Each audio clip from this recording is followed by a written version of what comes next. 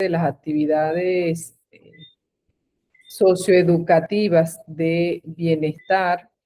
Esta actividad es el brazo psicoeducativo de nuestra institución.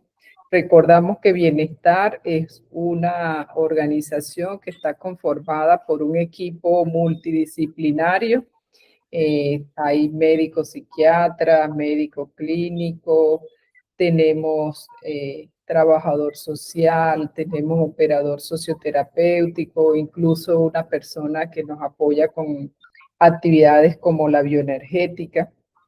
Y además de eso, tenemos estas actividades psicoeducativas que venimos realizando todos los días jueves. En el día de hoy, el doctor Villamil está en un congreso de psiquiatría y estamos como equipo trabajando para mantener la regularidad de esta actividad psicoeducativa.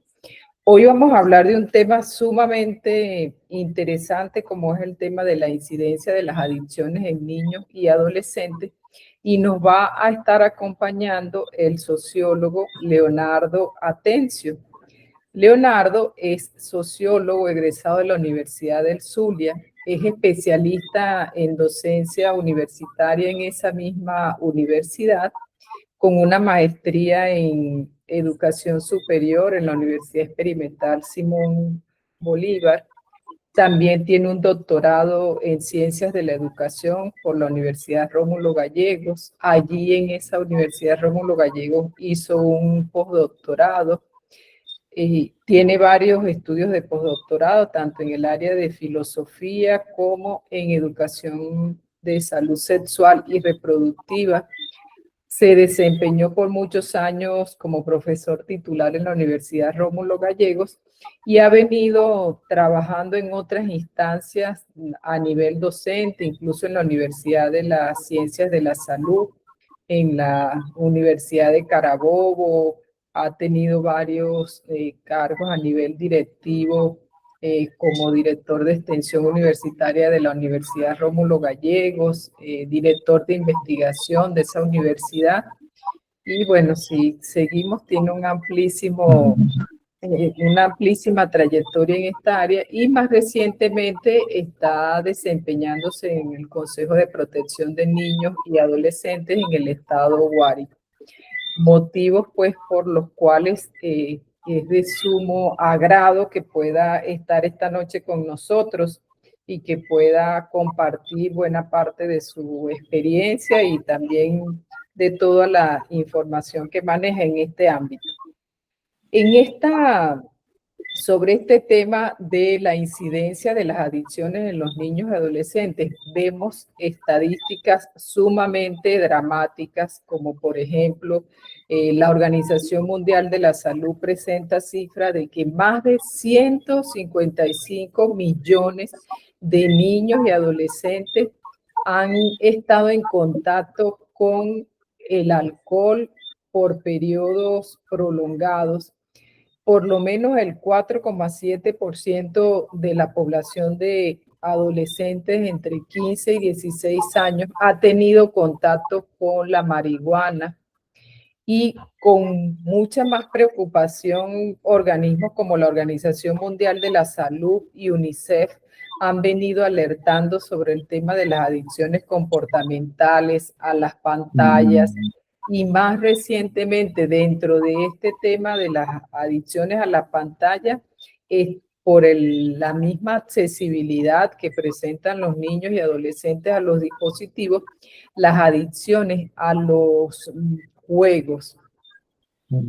Todo esto ha hecho que este sea un panorama sumamente dramático, porque ahora vemos además que no solo están las adicciones a las sustancias lícitas o ilícitas, sino que muchos niños en su mismo contexto familiar, dentro de sus habitaciones, en sus espacios de hogar, están desarrollando estos cuadros de adicciones.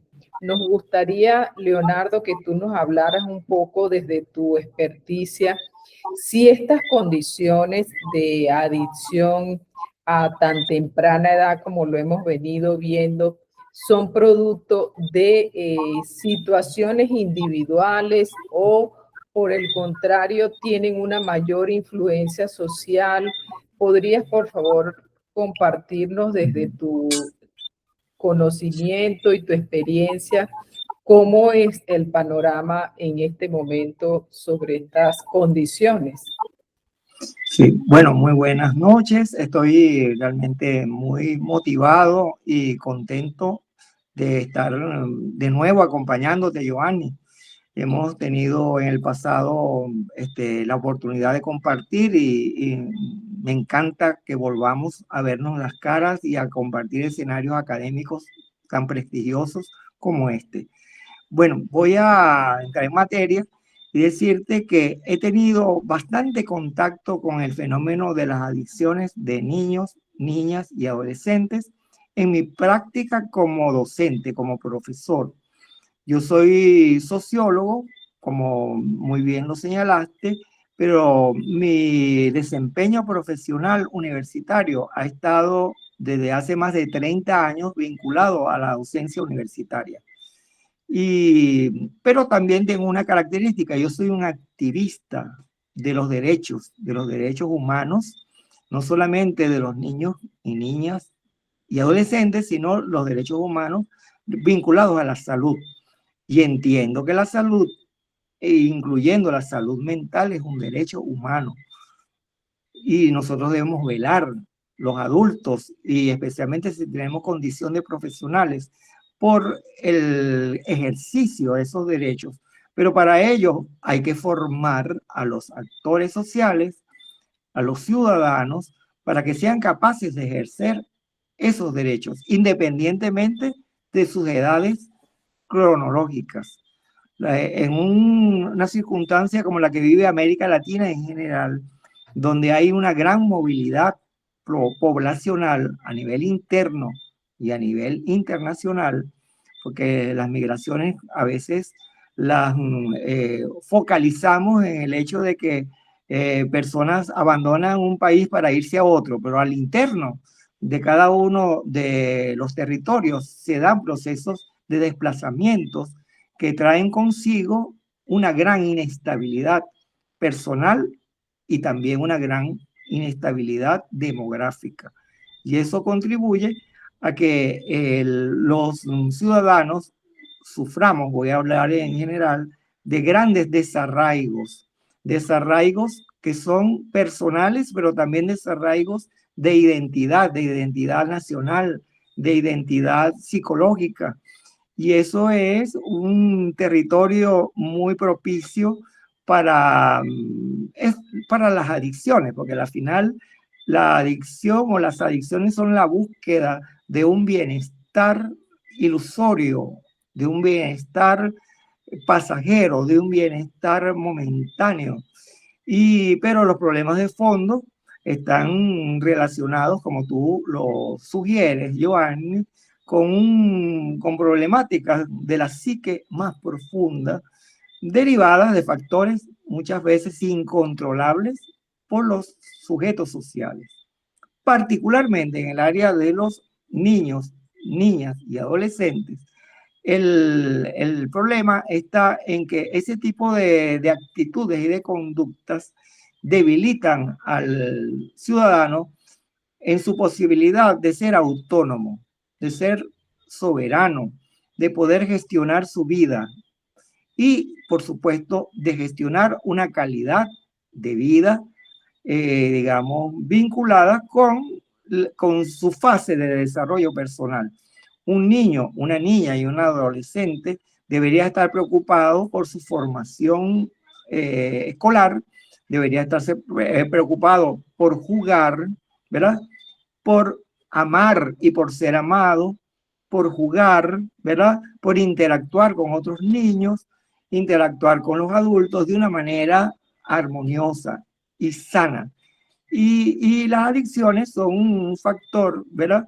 Que son, ¿cómo decirlo? Son causa y efecto, ¿verdad? De esa imposibilidad de hacer estas cosas que te he mencionado de una manera saludable. Yo te diría, para empezar, te haría esa afirmación. Con respecto a eso que acabas de mencionar de que las adicciones son causa y efecto, ¿cuáles podrían ser algunas de esas causas o factores que inciden en que nuestros niños y adolescentes sean más vulnerables a esta situación? De acuerdo a tus conocimientos y a tu experticia, ¿podrías mencionarnos y explicarnos un poco algunos de esos factores con más detenimiento, Leonardo, por favor? Sí, con mucho gusto. El primer factor que yo considero muy incidente es la soledad, el miedo. Un adulto o un niño y una niña adicto, intenta decir adicto, discúlpame, un adicto, una persona que se debate en grandes incertidumbres y en grandes miedos. El miedo de ser, el miedo de existir, el miedo de convivir. Suelen ser personas con unos perfiles de personalidad donde ha privado la violencia. Son personas violentadas, no solamente desde el punto de vista físico, sino desde el punto de vista simbólico, porque el desarraigo, ¿verdad? La debilidad en los factores identitarios son fuente muy poderosa para la promoción de adicciones. Entonces yo te diría eso, el desarraigo, el temor, el terror, la violencia, son ese caldo de cultivo para que los niños, las niñas y los adolescentes opten por esas salidas, ¿verdad? Que como te dije, son pasajeras, son ilusorias, no van al fondo de sus conflictos, pero lamentablemente acarrean heridas del alma que difícilmente se cierran. Con respecto a eso que mencionas del tema de la soledad, del desarraigo, actualmente vemos un fenómeno bastante particular, que es que aunque los niños y adolescentes estén en sus hogares y haya otros adultos allí, producto de las mismas condiciones sociales que vivimos actualmente, pueden estar en presencia física de esos adultos y de esas cuidadores, responsables, pero no hay una vinculación emocional. Pueden estar más solos y de hecho pueden estar dentro de una habitación con cualquier adicción, ya sea a los juegos, a la internet, a los videojuegos, a muchas situaciones y los adultos no se dan cuenta. Anteayer conversando con una señora me decía que ella a sus hijos les había leído cuentos y incluso me mencionó una colección de cuentos de niños pemones, pero sus hijos, a cada uno de sus hijos, es decir, a sus nietos, les habían entregado una tablet y frecuentemente su hijo le decía que él no tenía tiempo para ponerse a jugar ni leerle cuentos a los niños. Este fenómeno de estar en medio de una familia, pero no estar teniendo una vinculación afectiva, no tener figuras que coloquen límites, ¿qué impacto consideras tú que tienen en el desarrollo de las adicciones en los niños y adolescentes? Sí, yo creo, te voy a hablar ahorita como sociólogo, desde mi perspectiva, digamos, profesional. Yo creo, nosotros a veces hablamos de condicionamientos de tipo social. Eso es cierto. Hay factores, ¿verdad?, que escapan a nuestro libre albedrío, ¿verdad?, que están de algún modo, devienen de un orden social. Entonces, el orden social en el cual nosotros vivimos y convivimos es un orden social extremadamente individualista. Entonces, ¿qué ocurre? Que vemos tanto en las grandes urbes como en los ámbitos rurales, ¿verdad? Padres a los cuales sus hijos les estorban. Es decir, no están preparados, ¿verdad?, para el ejercicio, ¿verdad?, generoso de la convivencia familiar, porque han sido formados con unos valores en extremo individualistas que son potenciados en las redes sociales, porque no es solamente el individualismo extremo, sino que va ligado a otras cosas como el narcisismo, ¿no? La valoración de aspectos muy superficiales, ¿no? Como los más valorados socialmente, la belleza física, ¿verdad? La ostentación de bienes de marca. Hay una serie de condicionamientos sociales que crean en los niños, niñas y adolescentes, sobre todo en aquellos que vienen de sectores muy vulnerables desde el punto de vista económico, grandes frustraciones. Un adolescente, un niño quisiera vestirse de tal manera, ¿verdad? Como se visten sus héroes mediáticos, pero no lo puede hacer. Quisiera ser bello con el estereotipo de la belleza occidentalizado que promueven los medios masivos de comunicación, pero ese meta también le es imposible. Aparte de ello, un estándar de vida, ¿verdad? Porque mediáticamente el estereotipo del hombre y de la mujer en los telefilmes no solamente en las películas, sino incluso en los videojuegos.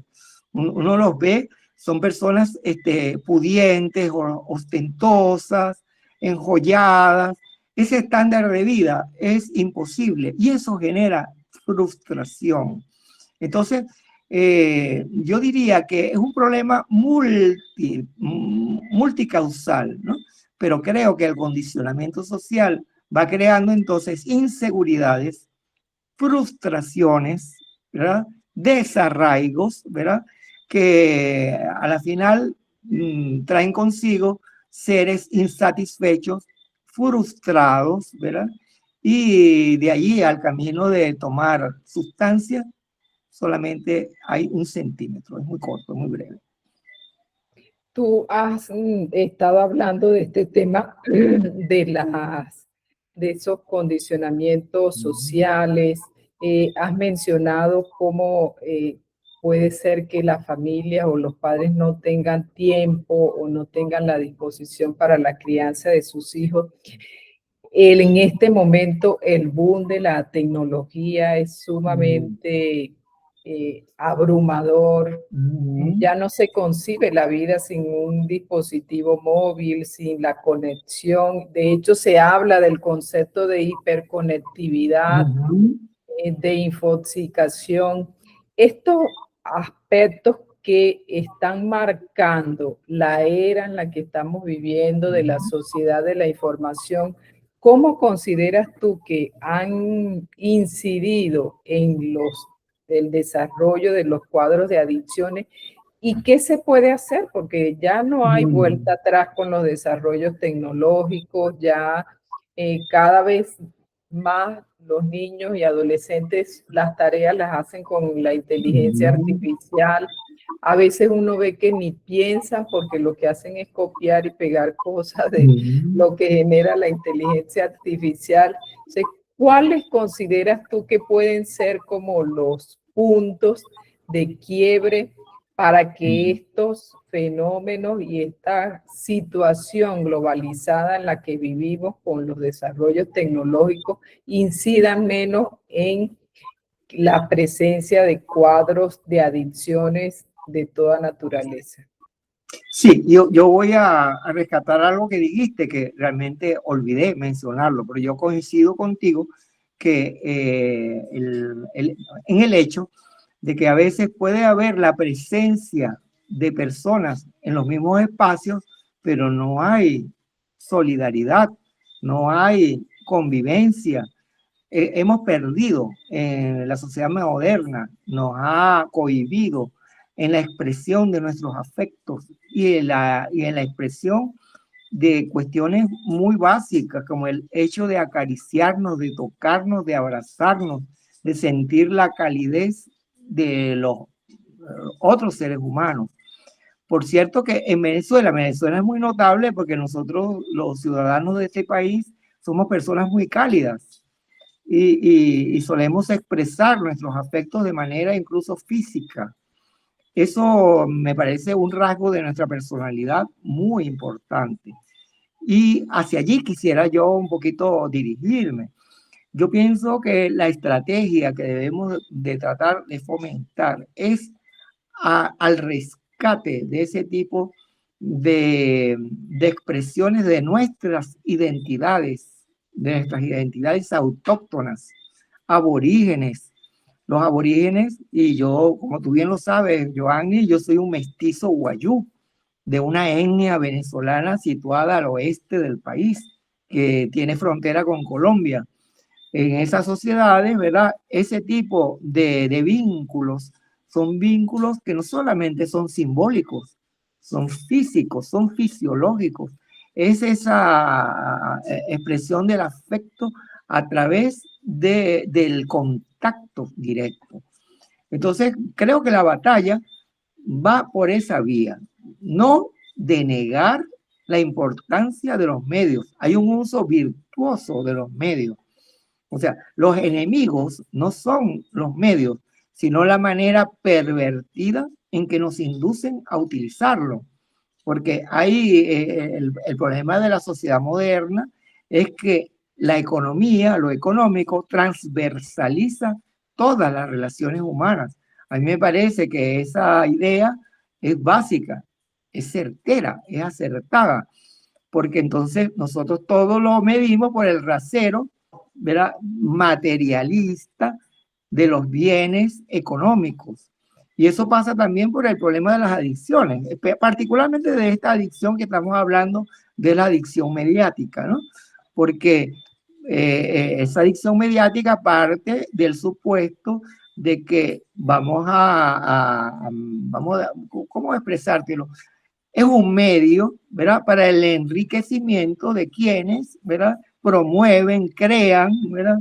Y propenden al uso de estos medios en su propio beneficio. Ahí hay un problema, digamos, social que tiene que ver con el funcionamiento total de la sociedad que está transversalizado por lo económico. Entonces, Joanny, no lo expresé en mi currículum, pero eso también me gustaría decirlo. Yo soy un activista del arte y la salud mental. Entonces, creo que ese es una buena dirección como para canalizar una especie de terapéutica que pudiera contrarrestar las adicciones. Es a través del cuerpo. El cuerpo es el escenario, ¿verdad?, de violencia, a través de violencia simbólica especialmente, a través del del mal uso de esta mediática. Y es en el cuerpo donde debemos buscar, en el cuerpo vivo, donde debemos buscar esos antídotos. Entonces yo sí creo que es jugando, practicando deporte, conviviendo, Joanny, conversando. Hemos perdido la capacidad de dialogar a través de la expresión hablada. Y no hablemos de la expresión escrita, porque precisamente el dispositivo nos secuestra. El dispositivo nos secuestra, no nos permite una expresión saludable de nuestras emociones y tampoco de nuestras construcciones intelectuales. Yo lo veo, mira, yo estoy trabajando ahorita en un doctorado de ciencias de la enfermería. Trabajo con profesionales de la enfermería cuyo promedio es 45 o más años. Y este problema que estamos hablando del uso indebido de la inteligencia artificial no solamente concierne a los niños, también a los adultos. Claro, no estamos hablando hoy de los adultos, pero estos adultos forman a su vez a sus niños, a sus nietos. Entonces, mira, es un problema sumamente complejo, pero yo creo que el antídoto, si es que lo hay, pasa por ahí, por el uso virtuoso precisamente de los mismos medios, pero también del ejercicio de una convivencia basada en el juego. Tenemos que jugar, tenemos que interactuar a través del arte, tenemos que buscar estrategias que sean gratas, que sean accesibles para todos, porque el ser humano, sea hombre o mujer, está habilitado para la danza, para el cuento, ¿verdad? Para el arte expresivo, para la música, para el canto. Entonces vamos a tomar estas, digamos, cualidades que son innatas en todos los seres humanos y tratemos de potenciarlas para que la persona pueda ser realmente soberana, autónoma, expresiva y de esa manera crear un sustrato que no sea favorable a las adicciones, sino a la sana convivencia.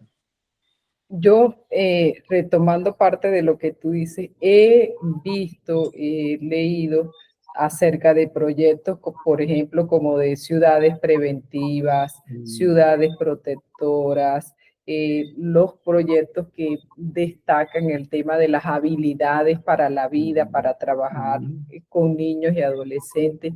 Desde tu perspectiva, ¿cuáles serían las acciones concretas que se pueden masificar para disminuir estas cifras tan abrumadoras que hoy en día presenta la Organización Mundial de la Salud de 155 millones de niños y adolescentes con problemas de adicciones? ¿Cómo lo ves tú que esto se pueda materializar a nivel de las comunidades, a nivel de acciones concretas? Mira, yo he sido testigo y partícipe de iniciativas muy interesantes que nos han abarcado de una manera macro el fenómeno, porque son experiencias exitosas que tienen que ver con, como te dije, el uso saludable del tiempo libre. Pero no solamente del tiempo libre, también debe haber un uso saludable de la estancia normal que debería tener un niño, una niña y un adolescente, que es su formación académica. Pero tú dijiste una cosa muy importante, es también arraigar en el ciudadano la idea de que se construye ciudadanía, no solamente a través del trabajo, se construye ciudadanía, y eso me lo has escuchado decir antes, ¿no? Se construye ciudadanía a través del esparcimiento, se construye ciudadanía también a través del ejercicio saludable y grato de la función sexual y reproductiva. Entonces, es un poquito salirnos de ese condicionamiento, ¿verdad? Inducido, que es favorable al enriquecimiento de algunas élites y posicionarnos en otros lugares que sean comunitarios, que tengan que ver con esas naturales propensiones que tenemos los humanos a jugar, a divertirnos, ¿verdad? A expresarnos. La narración, el arte de hablar está presente en la mayoría de las sociedades. Entonces, es abrir espacios para que seamos capaces de expresarnos verbalmente y también de expresarnos a través de medios no verbales, como el arte. ¿Cuáles son algunas de esas iniciativas en las que tú has participado, que han dado resultados positivos, en dónde se han dado estas iniciativas? ¿Podrías hablarnos un poco de eso? Sí, cómo no. Hay una que no es directamente con los niños, niñas y adolescentes, pero que ha tenido mucho impacto, ha incidido, porque que es la experiencia que hemos tenido trabajando con mujeres que padecen de cáncer de mama. Es una población en extremo vulnerable, pero nosotros hemos creado colectivos de danza, y eso ha impactado la dinámica familiar y ha incidido no solamente en los hijos e hijas de estas pacientes, sino también de sus nietos, porque al final la vida le da oportunidades a las personas en situaciones extremas de riesgo cuando pueden canalizar constructivamente el sufrimiento hacia proyectos de vida edificantes, constructivos.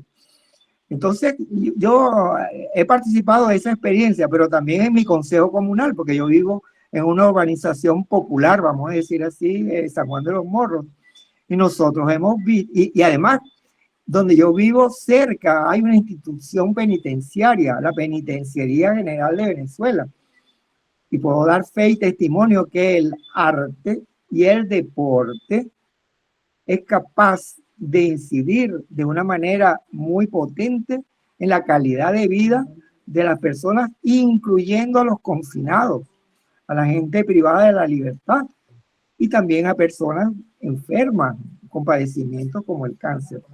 Yo soy un fiel convencido y mi activismo va por ahí, que podamos ir promoviendo un uso primero virtuoso de las redes, es una primera estrategia que tenemos que ir promoviendo.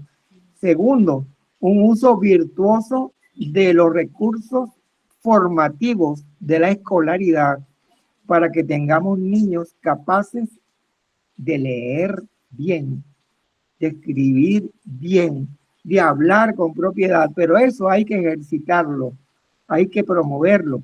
Pero también ocurre, Joanny, voy a decirlo con mucha responsabilidad, porque a veces uno dice cosas que no son políticamente correctas, ¿no?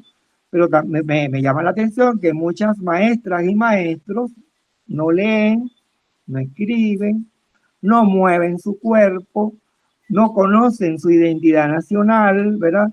No cantan, no bailan, entonces difícilmente pudiesen convertirse en agentes de calidad de vida a través de estas expresiones humanas tan hermosas y además tan cargadas de sentido de preservación de la vida y de felicidad. En un ámbito más micro, pero que también tiene su impacto social, desde las familias, ¿qué se puede hacer? Yo recuerdo siempre una frase de la escuela donde estudié que decía que la familia es la base fundamental de la sociedad, y eso lo hemos visto en diferentes instancias. Desde las familias, ¿qué se puede hacer para disminuir la incidencia de situaciones como las adicciones en nuestros niños y adolescentes? Bueno, yo tengo una desventaja con respecto a los profesionales de la psicología y de la psiquiatría, porque no conozco, digamos, desde la praxis, esas estrategias que se utilizan, digamos, para tratar de reivindicar a esas personas que están, digamos, enfermas, que tienen esos padecimientos. Pero desde mi perspectiva, que es la educación, pero también el activismo social, yo diría que la familia debe ser involucrada en estas estrategias, porque si la familia no colabora, si la familia no exorciza esos demonios que vienen asumiendo en sí mismas, difícilmente pueden servir de recurso terapéutico y pedagógico.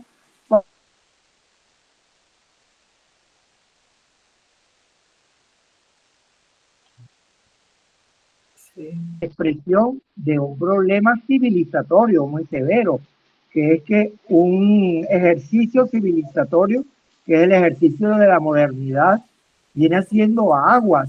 Ese barco está muy tambaleante porque está muy sesgado esos fines edificantes de la convivencia social. Un factor sería lo que te decía, la transversalización del mercado. Es perversa. Incluso tú lo sabes, que eres profesional de la salud. El ciudadano común, el ciudadano de a pie, no tiene acceso o no tiene facilidad de acceso a la asesoría profesional, por decirte algo. Eso no solamente en mi país, en todas partes es costosísimo. Entonces, por eso es que existen estas estrategias que son complementarias a las de la asistencia profesional, pero que tienen su efecto benévolo en crear condiciones diferentes a esas condiciones de vulnerabilidad que promueven la toma de esos atajos, ¿verdad? Tan ineficientes y tan, vamos a decir, cargantes como son los de las adicciones. ¿Cuáles serían, desde el punto de vista positivo, las condiciones familiares, las condiciones más bien protectoras, los factores de protección que deberían estar en un ambiente como para que un niño o adolescente no incursionara en estas condiciones de adicción, Leonardo? Sí, bueno, la situación ideal, ¿no? Utópica, pero quienes somos activistas creemos en utopía. Yo tengo 66 años, Joanny. Tengo el corazón y mi emocionalidad preñada de expectativas, de sueños, de ilusiones. La ilusión es que podamos construir una familia donde el amor sea la base, el amor, el diálogo, esa capacidad de expresarnos, no solamente desde el punto de vista cognitivo, sino expresar nuestras emociones, expresar nuestros afectos.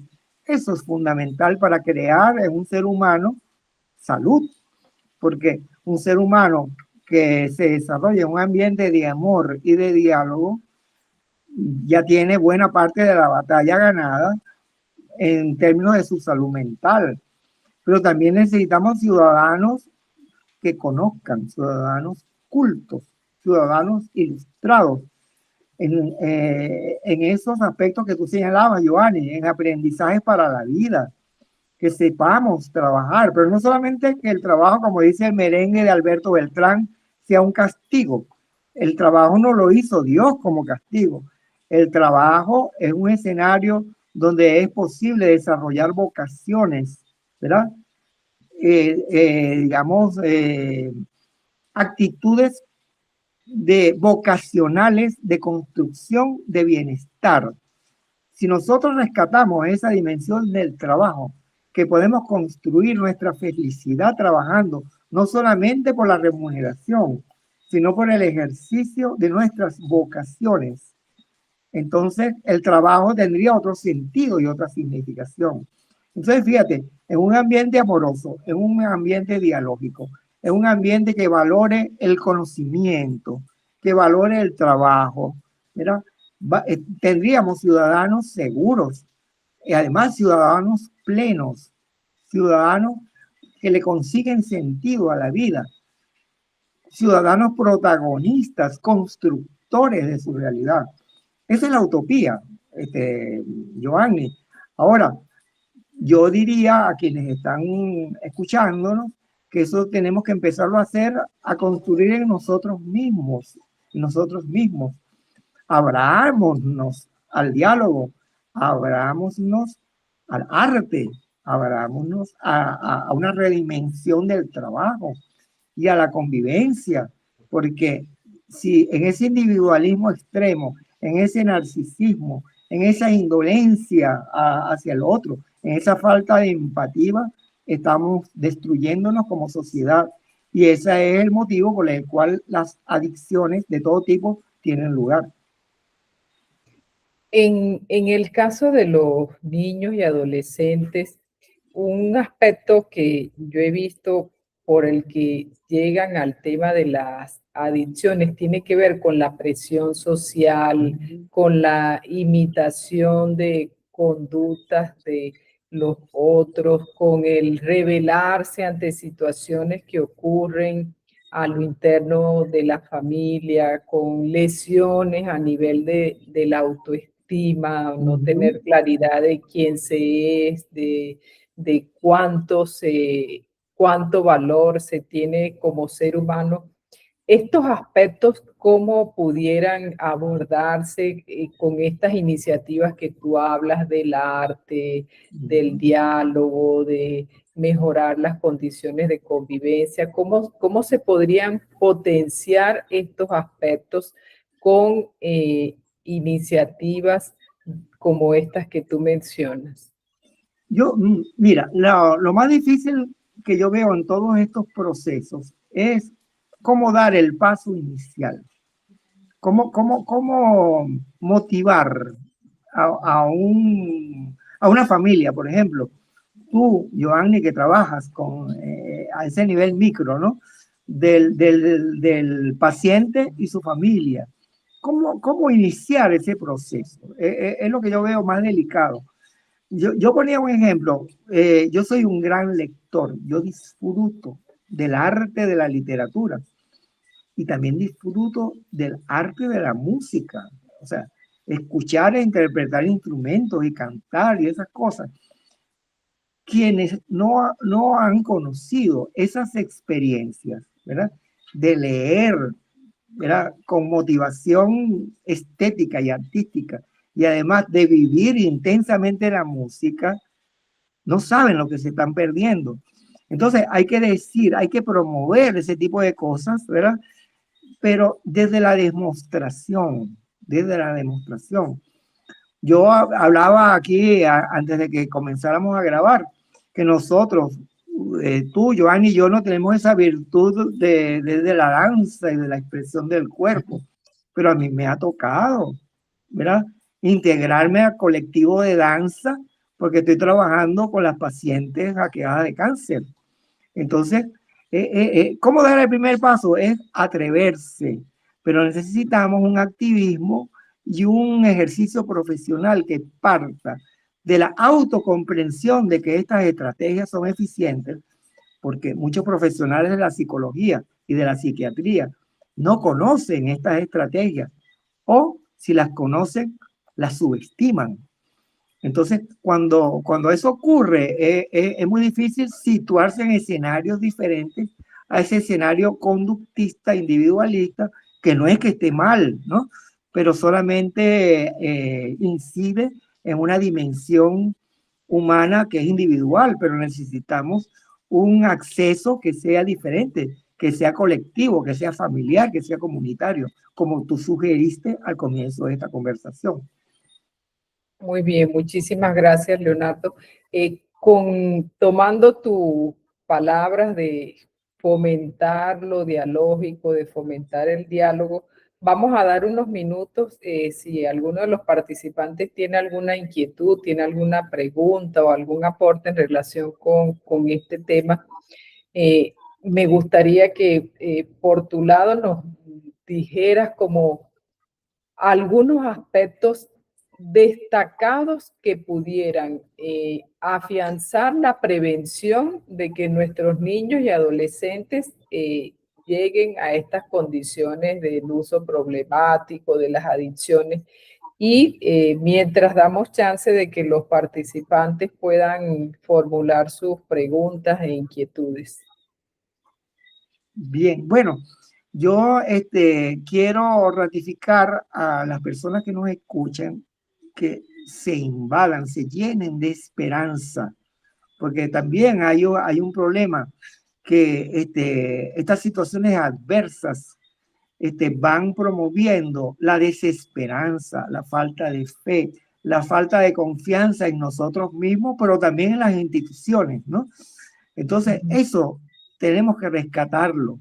Ese tejido social tiene que ser rescatado y pienso que el Estado como institución, no como el Estado como aparato político, el Estado como institución que debería de propender al bienestar colectivo, ese tejido del Estado debe ser de algún modo rescatado, resignificado, porque veo con mucha preocupación, y esto es un tema político también que nos concierne, que hay también la tendencia a proyectar que el Estado ha fracasado como institución garante de los derechos y garante de las expectativas de la sociedad. Eso es muy peligroso porque entonces priva la ley de la selva, y la ley de la selva, como vemos, el más fuerte, léase, el que más poder económico tiene, es el que prevalece. Entonces ahí hay unos temas que también son políticos muy complicados, pero que creo que valdría la pena no subestimar y que están ahí planteados. Yo te lo planteo, por supuesto, desde mi perspectiva profesional, que la perspectiva de la sociología.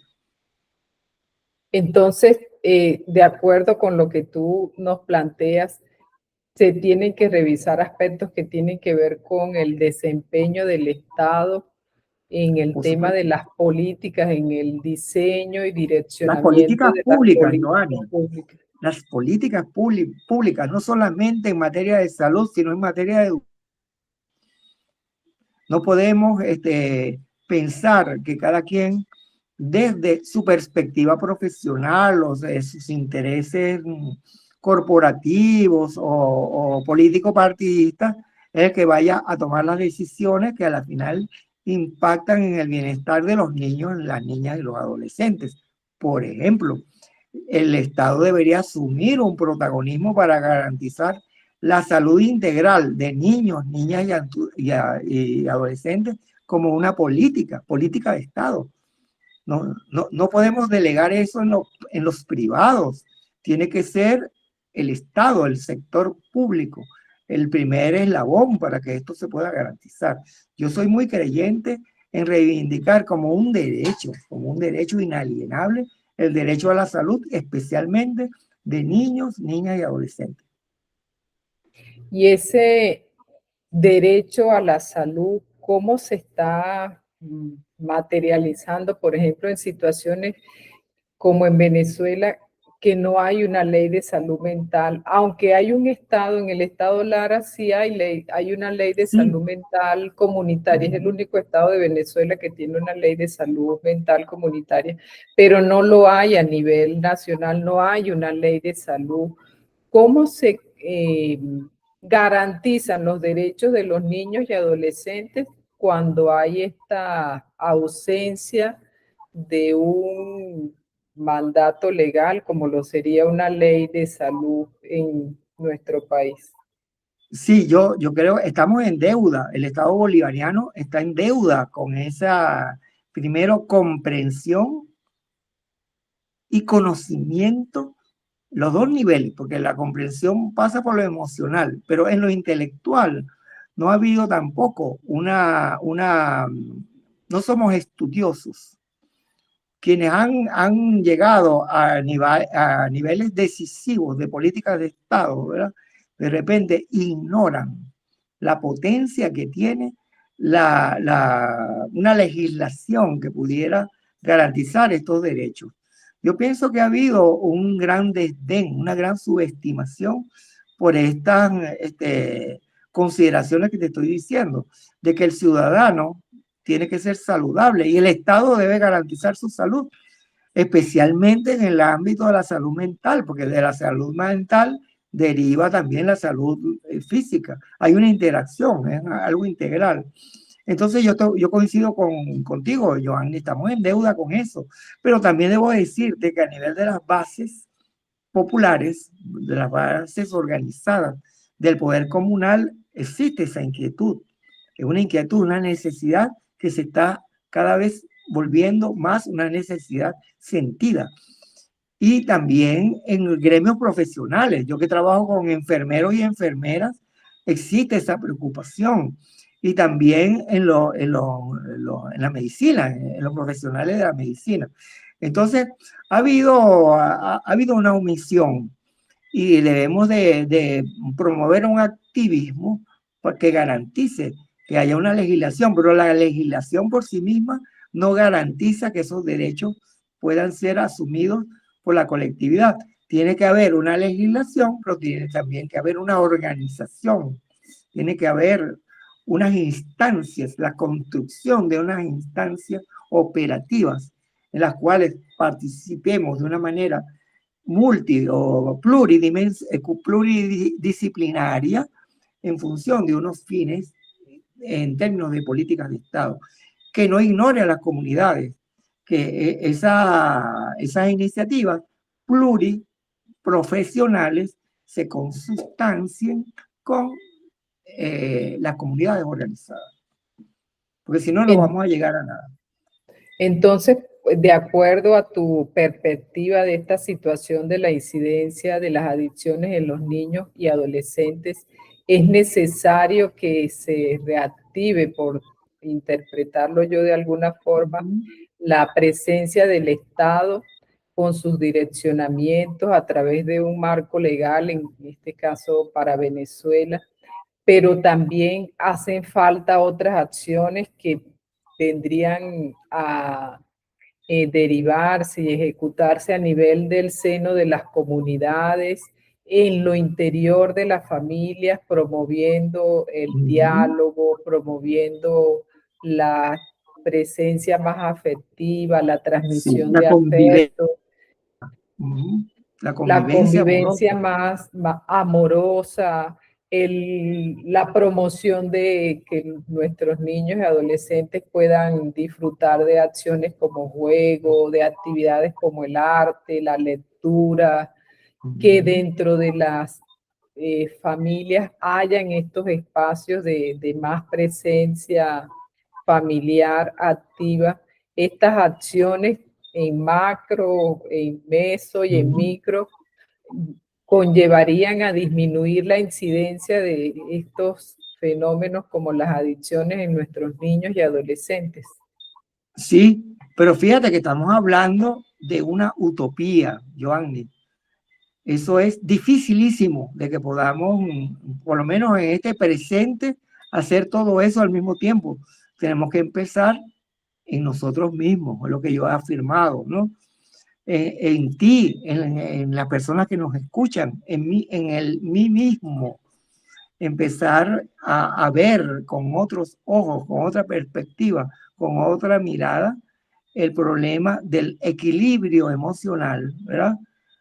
Con todas estas variables que hemos hablado. Unas son son intelectuales, otras son emocionales e incluso eso toca lo espiritual. Entonces, tenemos que empezar a fundar eso en nuestro interior humano y de allí irradiar en nuestro ejercicio profesional cotidiano otro tipo de concepto, de cosmovisión acerca de la salud y acerca de la convivencia y el bienestar y el derecho que tenemos todos a ser felices y a ser saludables. Muy bien, muchísimas gracias, Leonardo. Estos programas regularmente quedan grabados y los subimos a un canal de YouTube que tiene bienestar. ¿Qué mensaje podrías darle tú tanto a las personas que nos acompañaron en la noche de hoy como a los que en futuro puedan acceder a esta grabación, que podría ser el rol desde esa perspectiva personal y social que tenemos los seres humanos para incidir en más bien proteger a nuestros niños y adolescentes de situaciones como esta, Leonardo? Bueno, yo les diría es que rescaten el niño, la niña y el adolescente que aún pervive en nuestro interior humano. No seamos insensibles, indolentes. En algún momento fuimos niños, niñas, adolescentes. Y desde esa introspección, desde esa actitud meditativa, ¿verdad? Podamos entonces rescatar eso tan hermoso que tiene todo el ser humano, que está conectado precisamente con el inicio de la vida y con el estar preñado de fe, de esperanza, de expectativas favorables. Tenemos que rescatar eso, la fe, la esperanza, las expectativas en un futuro mejor. Eso es posible, eso es posible. Y yo creo que cada uno de nosotros da un mensaje positivo de que sí podemos hacer ingeniería de vida con prosperidad y felicidad. Rescatemos eso, por favor. O sea, no nos dejemos contaminar por la desesperanza, por la falta de fe, porque eso es la muerte. Y nosotros propendemos a la vida. Muchísimas gracias, Leonardo. Entonces vamos a cerrar con esas palabras tuyas y que también es parte de la perspectiva filosófica de bienestar, de conservar la esperanza, precisamente porque creemos en el ser humano, porque creemos en la posibilidad de que cada ser humano pueda hacer de sí mismo su mejor versión. Estamos desarrollando este programa brindando la posibilidad de que cuente con un equipo multidisciplinario que es capaz de escuchar, de atender desde lo humano, profesional y científico a aquellas personas que deciden dar ese paso de salir adelante y construir sus mejores versiones con un proceso de recuperación. Muchísimas gracias a quienes participaron en el día de hoy y a ti, Leonardo, que a pesar de las circunstancias, pues estuviste allí con toda tu responsabilidad y con todo tu ser, dando lo mejor para que pudiésemos ejecutar esta actividad del día de hoy. Entonces, nos vemos el próximo jueves por este mismo espacio con estas actividades psicoeducativas de bienestar. Gracias. Hasta pronto. Gracias, un abrazo.